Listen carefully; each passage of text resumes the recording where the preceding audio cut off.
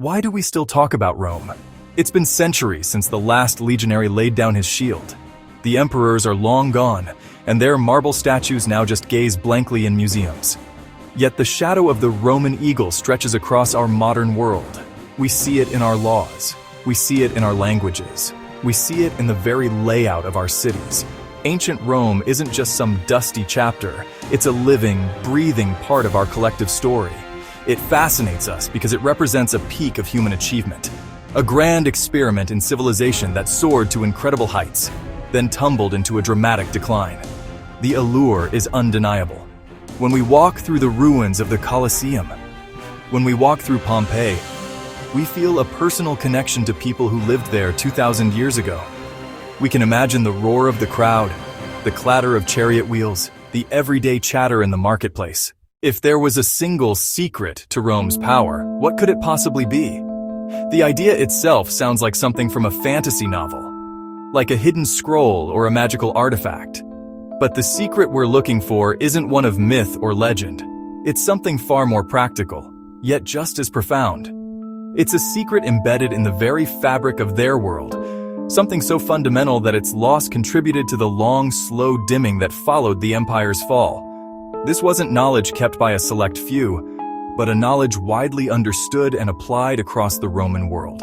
We often think of Roman genius in terms of law, republicanism, military strategy, yet these grand ideas needed a physical foundation to build upon. An army can't march without roads, and a city can't thrive without clean water and durable buildings. Before we get into the secret material itself, we need to appreciate the scale of what the Romans built. Their achievements weren't isolated marvels. They were interconnected systems.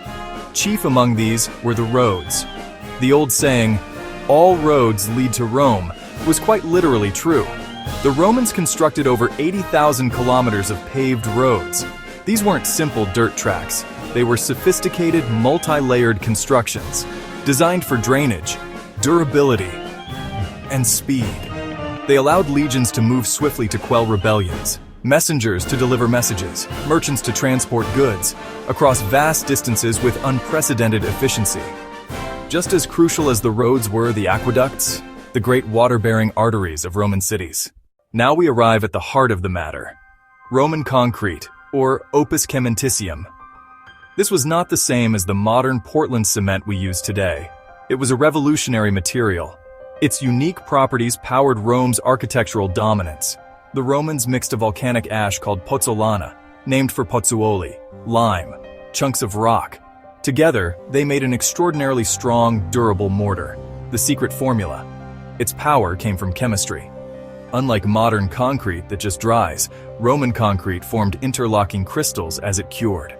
The process continued for decades, even centuries. It grew stronger over time. In seawater, the reaction was remarkable. Salt water percolated, reacted with pozzolana and lime, and new reinforcing crystals formed. Harbors and breakwaters became incredibly resilient. They healed themselves. Romans poured it into wooden molds to make arches, vaults, domes, freeing architecture from rigid blocks. The impact of opus caementicium went far beyond impressive structures. It was a fundamental tool of empire building, shaping society, economy, and military strategy. With this versatile and affordable concrete, Romans could rapidly construct the infrastructure to control vast territories. New cities could be planned and built with astonishing speed. Forums, basilicas, baths, theaters. This architectural package was central to Romanization, offering comforts that encouraged integration. Economically, durable harbors and breakwaters secured grain supplies and facilitated Mediterranean trade. These secure trade routes fueled Roman prosperity and enabled exchange on an unprecedented scale.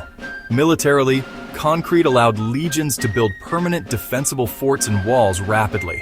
In cities, concrete vaults and domes made sprawling social centers like the Thermae possible, accessible to all classes.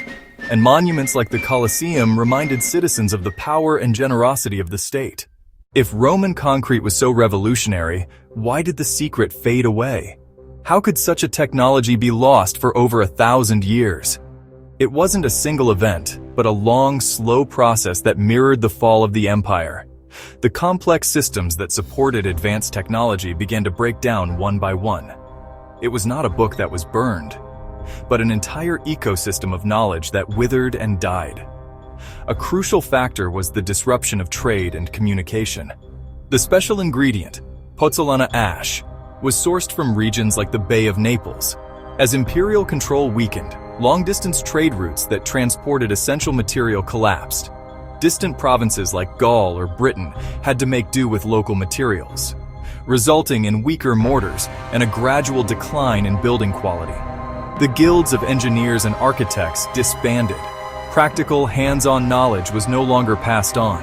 Within a few generations, the expertise to design ambitious projects had simply vanished. For centuries, the remarkable durability of Roman structures remained a mystery. Medieval builders attributed them to giants or magicians. The specific formula for Roman concrete was lost, but not entirely gone. It slept under layers of earth and ash. In 79 AD, Mount Vesuvius buried cities like Pompeii and Herculaneum.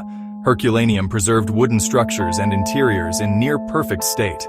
Excavations from the 18th century were a revelation. Archaeologists chipping walls to analyze materials found crucial clues to construction methods. Proximity to the volcanic fields of Pozzuoli made the connection to pozzolana clear. The unique ash from this region was the missing piece of the puzzle. This rediscovery sparked a renewed interest in cement technology that fed into modern industry. In 1824, Joseph Aspdin patented Portland cement, the birth of the concrete we know today. The rediscovery of Rome's concrete secret is more than a historical footnote. It matters today. We face enormous challenges in building and maintaining infrastructure. Modern Portland cement production accounts for about 8% of global CO2 emissions. Modern concrete in harsh environments can degrade quickly, leading to costly repairs. Engineers and material scientists are now at the forefront of a new Roman Renaissance.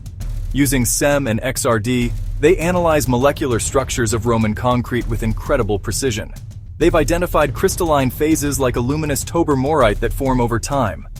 Modern approaches embed microcapsules or bacteria into mixes to enable self-healing.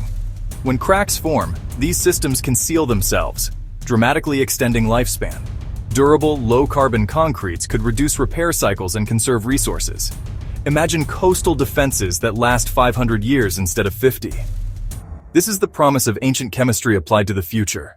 So what can we ultimately learn from ancient Rome and its lost, now rediscovered secret? The story of Opus Cementitium is a powerful reminder. Sometimes the most profound secrets sit in plain sight. Their material was born from earth, fire, and water. Innovation came from practical understanding of the natural world, a lesson more relevant today than ever. When social, economic, and political systems collapse, knowledge erodes. The hopeful part of this story is rediscovery. Lost knowledge can be reclaimed. It reminds us history is not dead. It is a living repository of solutions. By studying their successes and failures, we learn about our potential and vulnerabilities.